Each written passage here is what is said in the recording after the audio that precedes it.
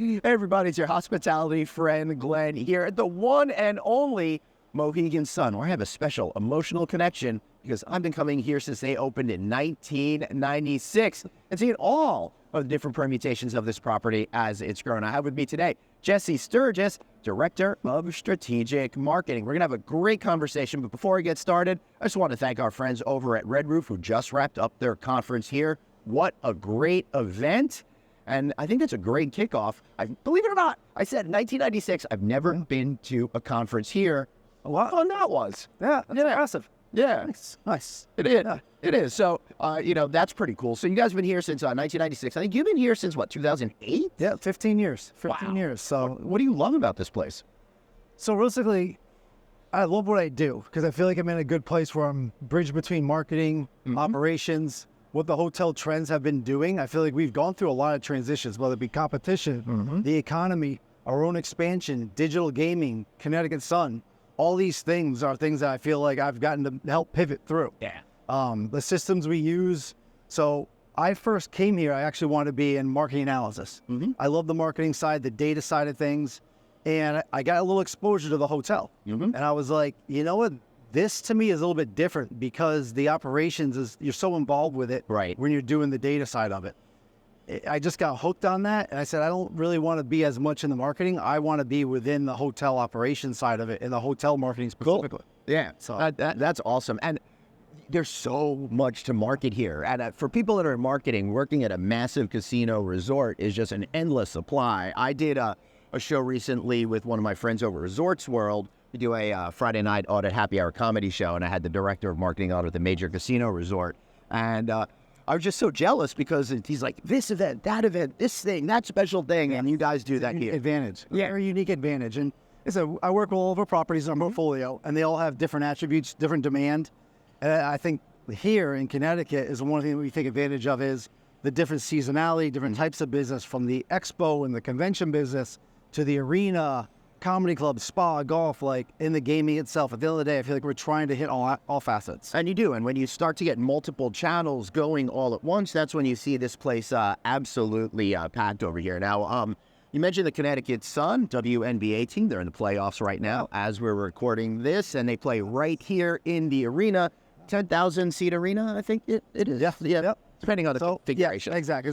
Most shows are about 8,000, but at the end of the day, like, that's been a very exciting explosion this year. Yeah. Was like 5 years ago, 6 years ago, Connecticut Sun, even though they were good and competitive, we knew we had to do a little extra marketing on to really kind of get the audience and get people here on property. Now, all of a sudden, this year, that explosion, it's not just Caitlin Clark in that one game. We're seeing it from the whole league. And that's been, I think, one of the most exciting trends that we didn't see coming. It really is, and they've been around for so long. To see that burst now, I think, is really emblematic of the changes that we're seeing within society as a whole, particularly with emphasis on so many amazing female athletes out there. Yeah. So that's a great program to have. Speaking about the arena, I was here in July for two of the Phish shows that were here. Well, there were only two Phish shows here, so I was here at both of them. And one of the cool things is I was out at the new Sun Patio that you have over here. Yeah. And during the summer, and I guess even into fall and into spring, I don't know how it is in February, but they got live bands out there. And it seems to me, going back almost 30 years, that was one of the original entrances in the original casino, right? Yep. So it's already covered. So you got this great backyard area that's covered with a porte cochere, and you totally summered it up and put a big stage back there. Yeah, so it was valet and parking right back over there. And during COVID's when we had it closed, and we kind of said, we could activate the space. It's a unique space. We don't need that extra valet port. We do have other valet ports.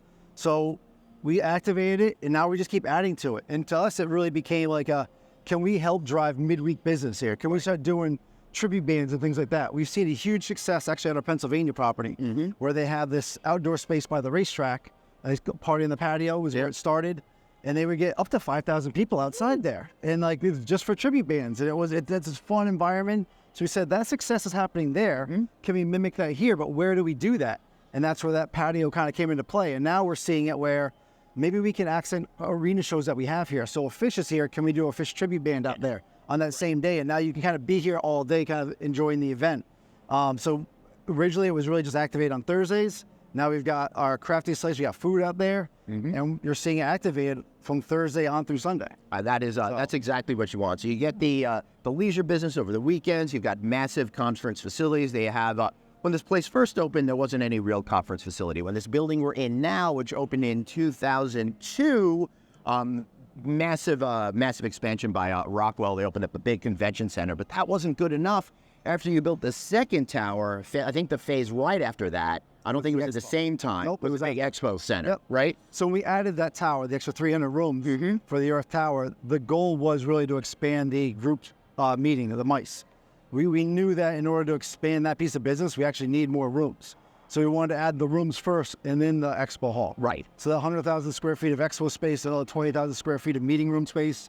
So that's been like our biggest venture, I feel like, these last few years of focus is recognizing where can we grow, where are the trends, where are things going, and hotel sales have been a big focus. And we're kind of seeing that across the board, even at our other properties. We're not necessarily expanding the space they have, not the same percentage of investment, right? But at the same time, we're seeing like corporate travel is something we're really focusing on down in Pennsylvania. You know, if you're going from Chicago to Atlantic City, that highway right there, like Pennsylvania is right off of that. So corporate travel is bigger there than it is out here. So that's like our focus down there. But in the end, we kind of recognizing hotel sales, MICE, that's a big focus of where our business is going right now. Yeah, and it's fascinating how great this business is because this property is kind of in the middle of what people would call nowhere. It's not really in the middle of nowhere. But it's not right next to a train station. It's not right next to the airport, and it's not off of I-95. You got to go about 10 miles up from there. So it's great to see that this business here is so strong. Are you getting folks more from the New England area?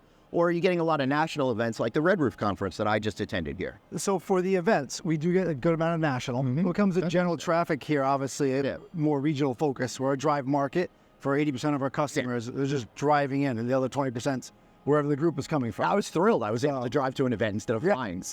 But realistically, like one of the things we focus on here is actually like how much time does it take to get here? Between the two airports that we have, Hartford and Providence, they're within an hour. So the time to get here, as opposed to if you're doing an event in some of the bigger cities, it can be quicker to get to our property. That's what we try to. I'm laughing because if you've ever tried to go from JFK to Manhattan, you know exactly what we're talking about. Or, geez, man, I'm just LAX to downtown LAX. The wrong time of day, it could be even longer. So yeah, that cancels that out. And then I see the benefit for the meeting planners out there is you get all of these great amenities, but they can't escape and go anywhere else, which is what you want, because they don't need to. They got the restaurants, they got the bars, they got all the excitement down there on the casino floor. But we've even added, like when we knew we did the expo, we knew we needed like a turnkey location for a social event for groups. So obviously we have Novell. It's a very unique experience. There's a lot of fun in there. It's very different. But what else do we have? Do we need something that they can privately rent out, or do we need something that they just know will be open? And that's where we partnered with the Lions Group, like we have here, and they created their game on space. So there's bowling lanes, there's arcades, but they're fun. My kids, for their birthday, we haven't done a party in there. But every year on their birthday, we're like, where do you want to, just us as a direct family, where do you want to go to dinner? And they're like, they want to go to game on because they want to play those arcades. So like, it's fun for kids, but at the end of the day, like for a group, that's a unique thing to go play some Pac-Man and have a drink after, like your conference. So we're trying to make sure we have those amenities too to complement the event. Well, I'd recommend the chicken and waffles at Hash House. All right. Yeah. I took my kids there once, and we all had giant piles. Yeah, you can do one order, can feed the whole family. Back then I had gotten my eating under control, and we had 3 orders, and my kids were like 12 at the time. I say it's good to let the wheels fall off, just get them back on. For sure. One of the things, though, is there's so much competition out there, and there's so many people that are being pulled in all these different directions. How are you thinking about connecting with customers in a more meaningful way? And by more meaningful way, I mean connecting with me as an individual, as a person, because I'm getting real tired of people not really knowing who I am and the sense that they're never going to get there. And how are you going to get my business? Yeah, so for us, realistically, we recognize the number one way to do that is if we can get you to sign up for a loyalty program. And once you're in the loyalty program, can we speak to you? Can we recognize your trends? So one of the things that we're actually partnered with is a company called Gaming Analytics. Gaming Analytics is an AI platform for casinos. And we're doing that for Connecticut, Pennsylvania. When we do these deals, we're hoping to expand it in the enterprise. Would you go down to resorts in Atlantic City? So they already have a partnership with them. Okay, cool. So I guess it was successful in expanding it. That's what we saw. We saw it successful a few of our partners out there. So what it does is it's going to help us look at slot optimization, host, player skill. We kind of bridge the operations to the marketing so we can see more real-time, easy way to connect this information. There's a lot of data out there. Yeah. How do I extract it and put it into a meaningful way so I can know who you are a little bit better and give that information to somebody who can speak to you? Yeah, and that's the real trick out there, is there used to be no data, so we were working clueless to just what we knew in our head. Now there's too much data, and without the that AI component, it's really tough to figure it out. Yeah. So when you can identify particular, and we're talking more about players here in particular, a particular player likes to do a certain thing, you could really get to know their habits, whether you should send them to your golf course here, whether you should send them to your spa, or create some offers around those things, right? Yeah. So we're hoping this will be that solution for us. Again, we're literally just doing a press release, I think today actually. Check out. But this is hopefully going to be one of those tools to do that. You know, there's other things that we're doing to really help behind the scenes operations.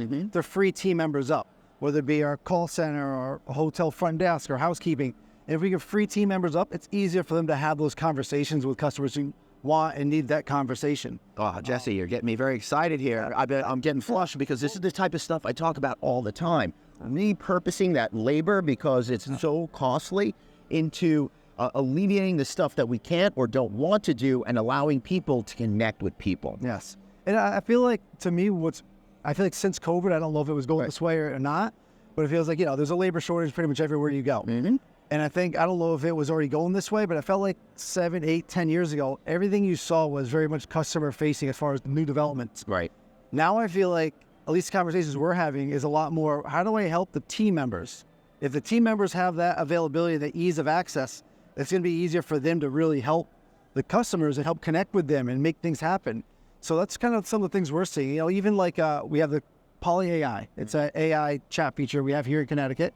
So Meg is her name, Mohegan Experiential Guy. Yeah, cool. You're speaking, you're not speaking to a person. You're speaking to a bot. I just like an acronym that doesn't feel forced. That one actually works. Yeah. So, you're speaking to a bot, but they're there to answer general FAQs. Yeah. Now she can cancel you're coming to an arena event in 2 days. Things happen. We get a lot of cancellations. You're going to cancel that. We might get 300, 400, 500 cancellations just for a general show. Right. Or a special event, whatever it is. Now you can call her and she can do that. Because when you're canceling things, you don't always want to have a conversation. I need to get right to the point. Yeah. And So- I think going forward, it's really understanding when you want to have the conversation, when you don't want to have the conversation. Yes. The mindset of when you're booking a trip and a visit. And, a lot of things come into that too. Like if you want to buy a suite here, we always have suites available, but we kind of recognize when you're booking a room, whether it's 3 days out, 6 months out for a leisure trip or a group trip, either way, you're still thinking about your budget. You're thinking about, like, I just need to get this off my checklist of having the room, then I can figure the rest out. But that's where we have other software too to help connect with customers and our team members to know, he booked a standard room, but maybe he wants a suite. Maybe he wants 2 queen beds that wasn't available. Right. Those are now, when you're getting here, you're changing your mindset. You're kind of like carpe diem thought of like, I now want to enjoy my trip. I want to kind of do that extra. Right. And we recognize when you're booking, we want to focus on completing the reservation as quick as possible. When you're arriving here or you're at the front desk, we want to kind of recognize, what else can I help show you on our property and make you enjoy your time? Because your mindset now is, I'm here. Right. Now I want to start leveraging and having a good time. And all right. So now I get why you're director of strategic marketing here. Because what we're really talking about here is when you've got that person at the front desk, right? They've already made their plans. They've got that basic level of commitment. Now it's your chance as a hotelier to do that upsell.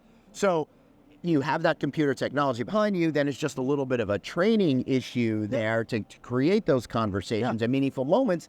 And I bet in that moment, when you get that upgrade offer, when you get the offer for the dining reservation or for other things that are here, they're more likely to say yes than they were 6 months ago when they booked. 100%, we see that all the time. Like, doesn't matter what the rate, we've played with the rate differentials of what price can be win, and it's at the time that you're here. Even when you're arriving, even if it's the day before arrival, like, you're still not in that mindset always of like, I want to blow this trip out. Right. I'm here, you know what? Like, it's like, it's that, what do you call it? And you're in the grocery store. Right. You're not going there for candy. Yes, impulse. Thank you for looking for it. Yeah, that's why they have all the Kit Kats right by the Exactly. You're not going to go there for it. Right. But when you're in line, you're sitting there waiting. You're like, you know what? Let's do this. Yeah, I want to send out my anger to M&M Mars for making me buy peanut M&Ms the other day at the cashier. Yeah, I was sitting there waiting on the lines. God damn it! I can't believe I'm buying this M&Ms. But yeah, You're absolutely right about that. So what we're really talking about then is the psychology. And one of the issues that I talk about all the time is it's hard to know me as a guest because the psychology behind me is always changing. Sometimes I want to talk to text. Sometimes I want to be coddled like a little baby when I get to the hotel, and everything in between. So you're talking about understanding that people have a different psychological mindset at different times in their customer journey and are creating opportunity for upsell throughout that journey. And I think you can talk about that with team members, but unless they have the ease of tools and functionality to do it, it's going to be harder for them. And you want to if you make their life easier, they're going to have more time to really understand and focus on that. And that's where it's, again, like Lux pricing is a tool. That's what I was down in Pennsylvania for. For their team to say, I know you have this program in place, you know to do this, but you need something behind the system in order to make it easy for you. So you know, this is this step I need to do, this is how I track it.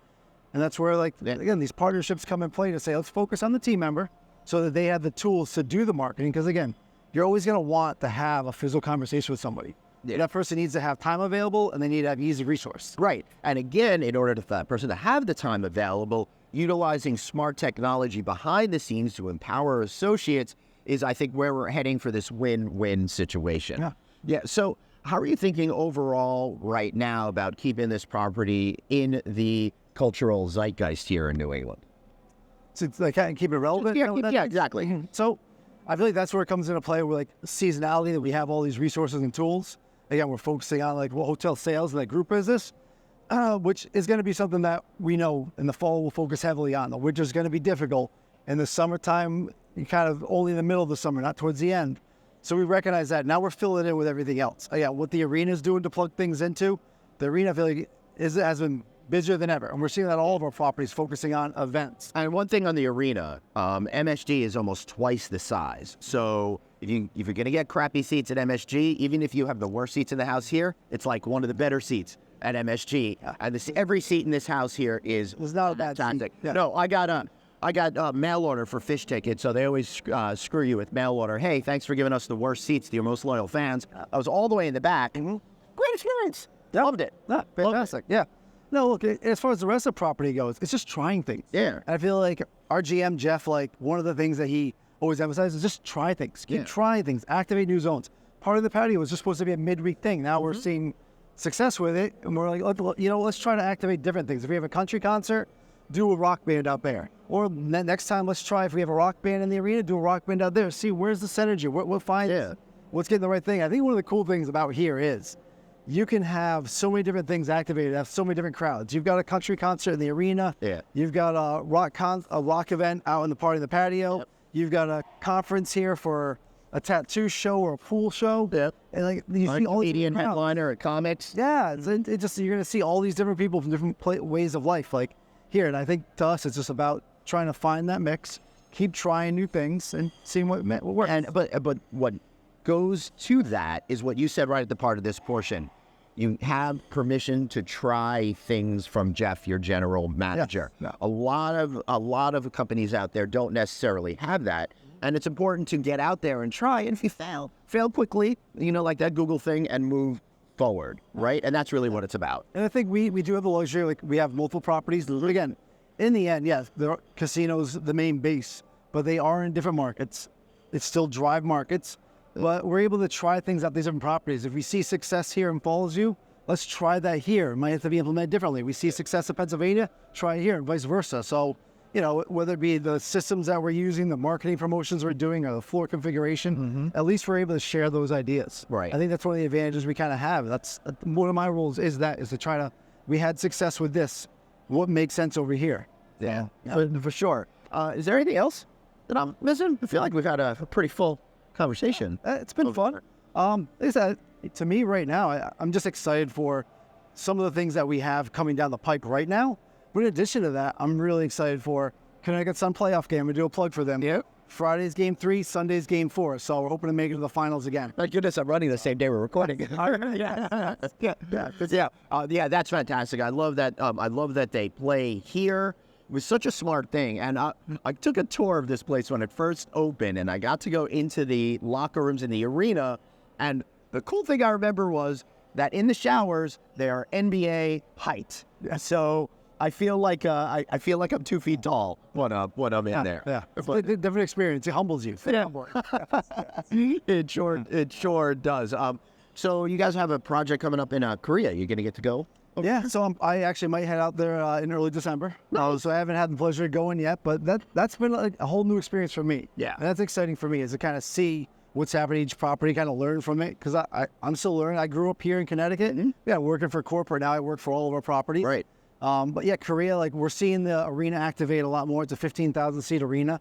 So they're doing everything from K-pop shows, a lot of video game tournaments, which is new to me. That's pretty cool. And you see, like we had Matchbox 20 there, we'll have other big shows. So yeah, That's cool. that's been an interesting experience. Just kind of see how the group business comes into that, where their international travel comes in. So again, if you're a Korean resident and you don't have dual citizenship, you can't gamble there. Right. We still have a water park. We still have a lot like the entertainment. We got tons of restaurants. There's still a lot to do. So it's made still for that little customer to enjoy the property. Yeah. But the gaming side's where we're gonna leverage more from international travel. Understood. And a little note on them not being, residents of that country not being able to gamble. That's not a strange thing.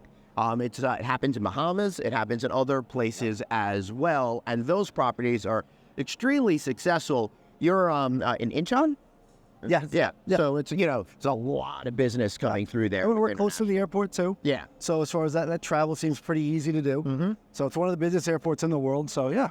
Good for you, man. I'm very, very, very excited. Yeah. So before we wrap up, being that you're a director of strategic marketing, how are you thinking about cultural differences when you're dealing with more of a global audience than a American audience for the most part? So the way we're set up is each property still runs their own. So in my role, I'm trusting that they're going to understand and know like their market. You probably have Korean nationals that are working with the company there. Yes, 100%. Right. Yeah, 100%. So like each property, again, they operate on their own. Hopefully I can bring a benefit, get some knowledge and share some information and kind of bridge that gap between some of the properties. So we're not necessarily like throwing out all the material for them and laying out the ground rules. We're an additional branch to them to say, hey, this is something that works over here. You might not be used to it. Right. We've had success with this vendor. What can we kind of bring over here? And then are there opportunities that we can bridge to know, like, look, there's a lot of travel from Toronto to Korea and back. So let's put them in touch and let's get in the weeds with them to try to find where are the opportunities. Right. Is it from our database side or is it just from corporate travel? Is it from leisure travel that we can help find partnerships with them and use our partners for? So awesome. What are some of the things that's exciting you most going forward with what you will be able to accomplish as AI and other technologies continue to explode? I think the personalization, like I said, to kind of like that gave me a list. Bridge that gap between the operations team and the marketing and what we put at their fingertips. Here's what this person likes. Here's where things are configured. Something simple like if someone's new here, what's the number one slot machine that somebody likes to play when they're new here? I don't know that. But can I put that on the fingertips of somebody to say, here's where you should suggest? Right. They do this, maybe suggest this something different to them. And try to that's where I'm excited for the AI feature of personalizing things for the operations team where I'm speaking to the customers and on the front lines with them. I know you didn't ask, but I love Journey to Planet Moolah and Frankenstein. It's alive. It's alive. I get a kick out of every time I hit it. It's alive. Although I've got a word to say about the people who designed that machine. When I get an It's Alive and I don't get Frankenstein heads and wins, it makes me very sad. We don't want me to be sad. Jesse, no 007 for you? What? I haven't played that one yet. Okay, I had an issue last night. I didn't know whether to go with old school Sean Connery or go with the the modern James. Old school Sean Connery all the way. I think That's it. I agree on that. All right, so I guess we all know what I'm going to be doing for the rest of the morning. Jesse, any final words before we go? I don't have anything. Thank you very much for having me on. It's a pleasure, and I hope you enjoy everything. I absolutely do enjoy this place. And I'll be back here plenty. You'll find me over at that Frankenstein machine. In the meanwhile, why don't you subscribe, check out our newsletter, text the word hotel to 66866. Find us on LinkedIn, find us on YouTube, everywhere I can be. But some places I'm not. I'm not so good with that TikTok thing because I'm not 12. What are you going to do? See you all later. Bye.